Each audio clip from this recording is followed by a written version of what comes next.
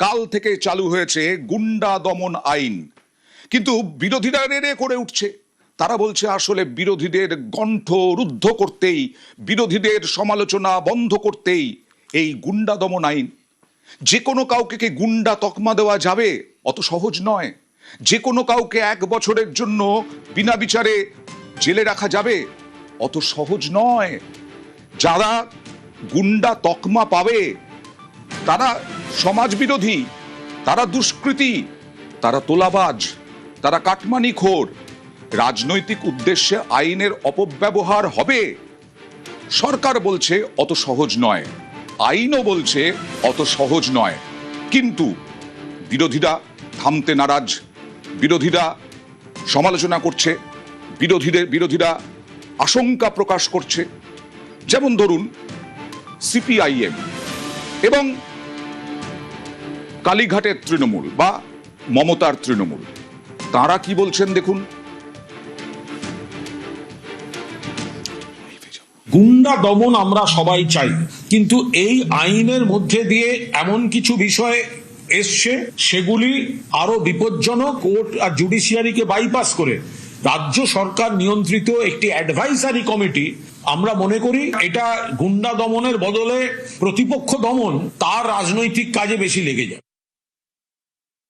এই আইনে গুন্ডাকে, এই আইনে অ্যান্টি সোশ্যাল যে অ্যাক্টিভিটিস এর কথা লিখেছে তার ডেফিনেশন কি? তাহলে আইনে তো আপনি যাকে তাকে গুন্ডা বলে দেবেন, আপনি যে কোনো কাজকে তো অ্যান্টি সোশ্যাল অ্যাক্টিভিটিস বলে দেবেন। তাহলে এই আইন কি আসলে গুন্ডা দমন আইন, নাকি এই আইন আসলে প্রতিবাদী কণ্ঠ বা বিরোধী দলকে দমানোর আইন? এই প্রশ্ন তো স্বাভাবিকভাবে রয়ে যাবে। সরকারের বিরোধিতা করতে পারে বা সরকারের যে কোনো বিষয়তে যারা বিরোধী হিসেবে কথা বলতে পারে বামপন্থীরা, প্রতিবাদী মানুষ, সাধারণ মানুষ যারা রেশনাল কথা বলে, যুক্তিসঙ্গত কথা বলে, তাদেরকে টুটি টিপে তাদের একদম কণ্ঠস্বর রোধ করবার জন্য এই আইন আনা হয়েছে। একজন দীর্ঘদিন ধরে একটা দলের মুখপাত্র, আর একজন আইনজীবী, আইন নিয়ে ঘাটাঘাটি করেন। তারা কি শুধু রাজনৈতিক বাধ্যবাধকতার জন্য বলছেন? সত্যি কি বিরোধীদের টুটি চিপে ধরার জন্য, প্রতিবাদী কণ্ঠস্বর দমানোর জন্য এই গুন্ডা দমন আইন? অতনু, কারণ বিশেষজ্ঞরা কিন্তু সেরকম মনে করছেন না। বিশেষজ্ঞদের মতে এই আইন আক্ষরিক অর্থে সমাজ বিরোধীদের ধরার জন্য আইন, যারা গুন্ডামি করে তাদের ধরার জন্য আইন। এবং তার পাশাপাশি এটাও তারা মনে করিয়ে দিচ্ছেন, বিশেষজ্ঞরা মনে করিয়ে দিচ্ছেন যে সব আইনেরই তো ফাঁক থাকে, সেই ফাঁক দিয়ে যেন কোনো নিরপরাধ শাস্তি না পান সেই সংস্থানও এখানে রয়েছে। কিরকম ভাবে? সবচেয়ে গুরুত্বপূর্ণ পয়েন্ট হলো যে যাকে আটক করা হচ্ছে তার অধিকার আছে তাকে কেন আটক করা হলো তার চ্যালেঞ্জ করার। এবং এই পয়েন্টটা সবচেয়ে গুরুত্বপূর্ণ এই কারণেই যে এই যে চ্যালেঞ্জ তিনি করবেন, চ্যালেঞ্জ কোথায় করবেন, আপত্তিটা কোথায় জানাবেন? আপত্তি জানাতে হবে রাজ্য সরকারের কাছে বা অ্যাডভাইজারি বোর্ডের কাছে। সবচেয়ে গুরুত্বপূর্ণ জায়গা অ্যাডভাইজারি বোর্ড, সেখানে আটকের জন্য আপত্তি জানাতে পারেন যাকে আটক করা হয়েছে। কারা থাকবেন এই অ্যাডভাইজারি বোর্ডে? এই অ্যাডভাইজারি বোর্ডের নেতৃত্বে থাকবেন হয় বিচারপতি, না হয় কোনো অবসরপ্রাপ্ত বিচারপতি, হাইকোর্টের বিচারপতি বা অবসরপ্রাপ্ত বিচারপতি, তারই নেতৃত্বে একটা অ্যাডভাইজারি বোর্ড, যে অ্যাডভাইজারি বোর্ডের কাছে আপত্তি জানানো যাবে। এবং এই যে আপত্তি জানাবেন, লিখিত আপত্তি জানাবেন, আবেদন করবেন, এই আবেদনপত্র লিখতে সাহায্য করতে হবে। কারা সাহায্য করবে? জেল কর্তৃপক্ষ। এখানে স্পষ্ট বলা আছে জেল কর্তৃপক্ষ বাধ্য যিনি আবেদন করবেন তাকে সাহায্য করার জন্য। আরেকটা গুরুত্বপূর্ণ পয়েন্ট, যদি তিনি চান তিনি আইনি সহায়তা নেবেন, উকিলের পরামর্শ নিতে পারবেন। অত্যন্ত গুরুত্বপূর্ণ জায়গা এখানে উকিলের পরামর্শ নেওয়া, এই কারণে এই যে উকিল কে হবেন সেটা অন্য কেউ ঠিক করে দেবেন না, সেটা যাকে আটক করা হয়েছে তিনি তার পছন্দ মতো উকিল বেছে নিতে পারবেন। আচ্ছা, খুব গুরুত্বপূর্ণ। নিজের পছন্দ মতো উকিল বেছে নেবেন এবং সেই আইনজীবী বা সেই উকিল তিনি এই বোর্ডের সামনে বা আদালতের সামনে যাবতীয় সওয়াল করবেন বা যা যা আপত্তি জায়গা আছে সেই আপত্তি জায়গাগুলো বলবেন। রাইট। অর্থাৎ চাইলেই যে যখন তখন কাউকে আটক করে রাখা যায়, অনেক দিন ধরে আটক করে রাখা যাবে এই আইনের মাধ্যমে, সেরকম কোনো সংস্থান এখানে থাকছে না। আরেকটা জায়গা, যাকে আটক করা হচ্ছে তার সম্পূর্ণ অধিকার আছে কারণ জানার, কেন তাকে আটক করা হলো।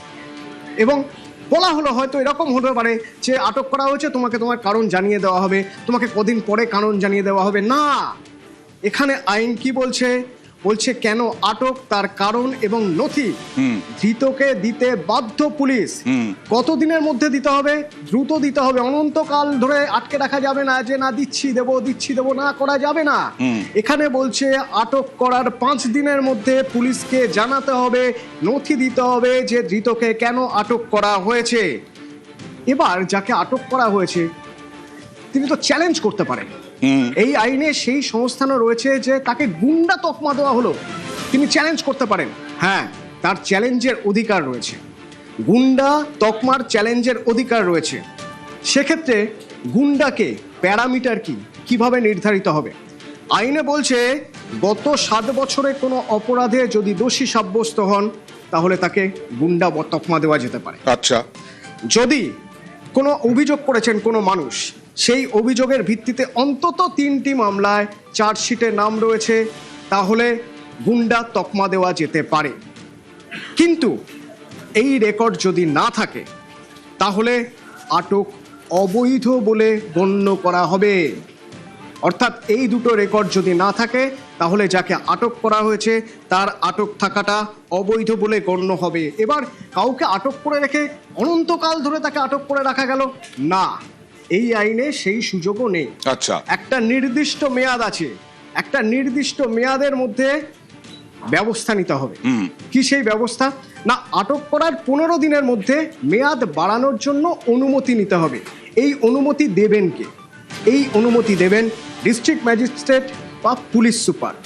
এদের থেকে মেয়াদ বৃদ্ধির অনুমতি নিতে হবে, এবং যদি তারা অনুমতি না দেন তাহলে যাকে আটক করা হয়েছে 15 দিন পর তাকে মুক্তি দিতে হবে, ছেড়ে দিতে হবে তাকে। আইন তাই বলছে। এবং আইন বলছে যে যে কেউ রাজনৈতিক উদ্দেশ্য প্রণোদিতভাবে কোনো অফিসার যদি চান কাউকে এই অ্যাক্টে বা এই আইনে আটক করে ফেলবেন, সে সুযোগ নেই। অফিসারদের ক্ষমতা বেঁধে দেওয়া আছে এই আইনে। অফিসারদের ক্ষমতা এখানে সীমিত, একটা সীমার মধ্যে বেঁধে রাখা হয়েছে। কিরকম?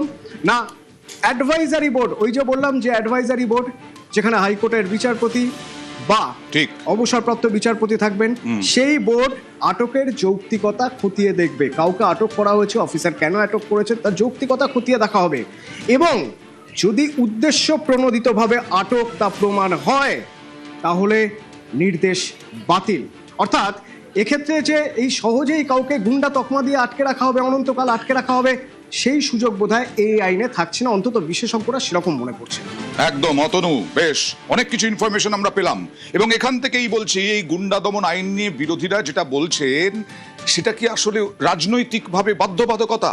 কারণ যথেষ্ট রক্ষা কবচ রয়েছে গুন্ডা দমন আইনে যাকে গ্রেফতার করা হবে, এবং রক্ষা কবচ আছে বিভিন্নভাবে, এটা স্পষ্ট হয়ে গেল। West Bengal public safety and control of anti social activities আইন 2026-এ যথেষ্ট রক্ষা কবচ আছে। তিনি সুযোগ পাবেন, তাকে সুযোগ দেওয়া হবে। আইন তাকে সুযোগ দিচ্ছে তিনি দোষী না নির্দোষ, আইন তাকে সুযোগ দিচ্ছে যে টানা তাকে গ্রেফতার করা হচ্ছে কেন, তার কাগজপত্র দেখাতে বাধ্য পুলিশ প্রশাসন। সুতরাং যথেষ্ট রক্ষা কবচ নিয়েই এই গুন্ডা দমন আইন। সুকান্ত মজুমদার, প্রাক্তন রাজ্য সভাপতি, কেন্দ্রীয় শিক্ষা প্রতিমন্ত্রী, তিনি কি বলছেন দেখুন এই বিরোধীদের সমালোচনা নিয়ে। আমাদের বিরোধীরা, বিশেষ করে বামেরা, যেভাবে এটাকে রাজনৈতিক ভাবে ইউজ করছে, মানুষকে বিভ্রান্ত করার চেষ্টা করছে। কারণ যেরকম আইনে আছে যে যাদের বিরুদ্ধে কোনো কেস বা মামলা আছে অপরাধিক কাজকর্মের, সে এনডিপিএস হোক বা এই ধরনের, সে তাদের ক্ষেত্রে আইন বলবৎ হবে। তার থেকেও বড় কথা হচ্ছে বামেরা বিরোধীদের কণ্ঠস্বর রোধ করার কথা বলবে, এটা তো বিড়ালের মাছ রক্ষা কমিটির সভাপতি হওয়ার মতো। যারা বিরোধীদেরকে হত্যা করে তার মাকে তার ছেলের রক্ত মাখা ভাত খাইয়েছে, যারা বিরোধীদের জমি শুধুমাত্র লাল পতাকা পুঁতে দখল করে নিয়েছে, যারা বিরোধী শক্তিকে হত্যা করেছে, এমনকি রাজনৈতিক শক্তি ছেড়ে দিন, সাধুদেরকে পর্যন্ত ছাড়েনি, বিজন সেতুতে হত্যা করেছে, যারা উদ্বাস্তুদেরকে মরিচঝাপিতে হত্যা করেছে, তাদের মুখে বিরোধীদের কণ্ঠস্বর রোধ করার কথা মানায় না। মানুষকে গুন্ডাগিরি থেকে মুক্তি দেওয়ার জন্যই এই গুন্ডা দমন আইন পাশ করা হয়েছে। বামেরা যে ন্যারেটিভ তৈরি করার চেষ্টা করছে সেই ন্যারেটিভ দিয়ে বেশি দিন টিকতে পারবেন না, কারণ বামেদেরকে জনগণ প্রত্যাখ্যাত করেছেন, আগামী দিনেও প্রত্যাখ্যান করবেন জনগণ।